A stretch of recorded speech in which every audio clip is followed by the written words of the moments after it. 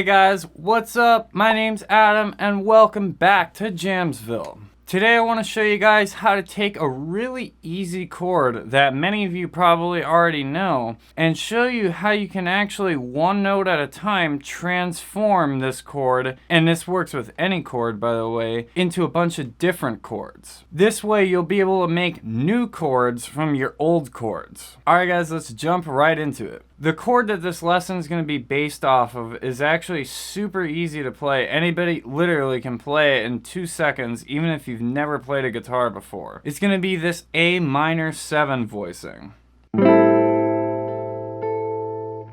All you need to do to play this chord is bar down the 5th fret on the top 4 strings. This is actually an A minor 7 3rd inversion drop 2 voicing. Every chord has a root, 3rd, and a 5th. And with 7 chords, we have a 7th as well. So this chord actually has a 7th on the bottom, followed by the 3rd, 5th, and root. So now what I'm going to do with this chord is I'm just going to change one note at a time and see what other kinds of chords I can come up with. Let's start by changing the top note of the chord. We're going to move the top note of the chord up 2 frets, from here to here. Now let's see what the chord sounds like. Now let's put the open A string in the bass for some context. So now we actually have an A minor 9 chord. Okay, now let's go back to the first shape we had one more time. Let's try changing a different note this time. Let's take the 5th, which is the note second from the top, and try moving that up or down. Let's move it up 2 frets first.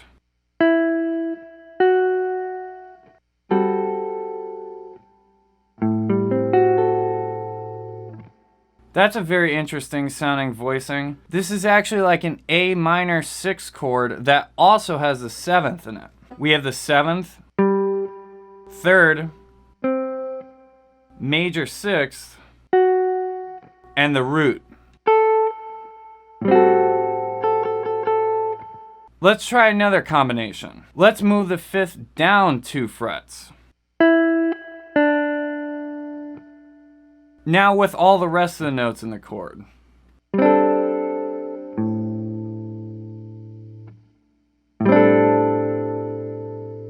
I like that voicing a lot. That's actually an A minor 11 chord. Just by changing one note in the chord, we made it sound a lot different. Now instead of the 5th in the chord,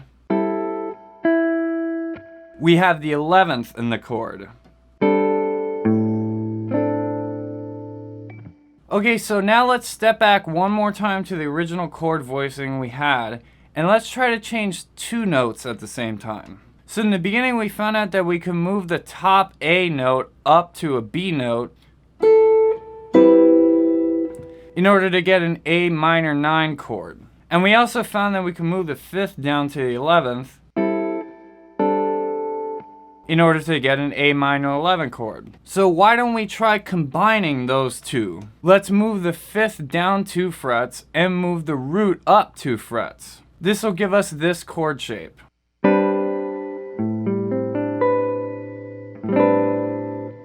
So that voicing actually gives us the 7th, the 3rd, the 11th, and the 9th.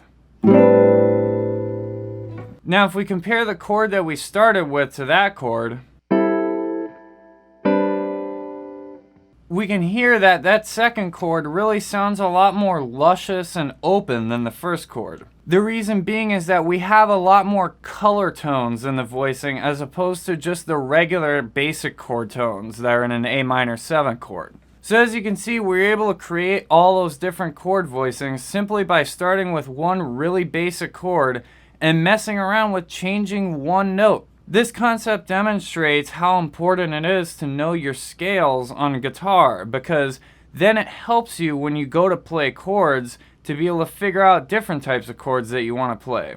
If you know your scales and chords properly, you'll be able to see the scale notes that form around the chords that you're playing. And you'll be able to experiment with using different types of chord voicings on the fly while you're playing. Obviously, there's a lot more combinations that are possible than just the ones that I showed you in this video, but I just wanted to illustrate the idea of changing one note in the chord. I think no matter your skill level, as long as you know a few chords, you can actually start to work out some other chords yourself just by messing around with changing one note at a time.